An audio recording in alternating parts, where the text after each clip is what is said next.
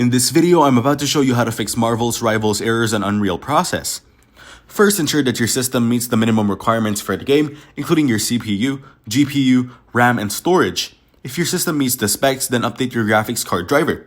You can do this by visiting the official website for your GPU, NVIDIA or AMD, and downloading the latest driver for your system.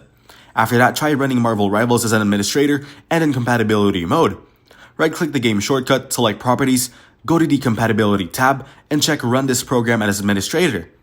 Also, check the box for Run this program in compatibility mode for, and select an earlier version of Windows, then click Apply and OK. Next, check for any available Windows updates.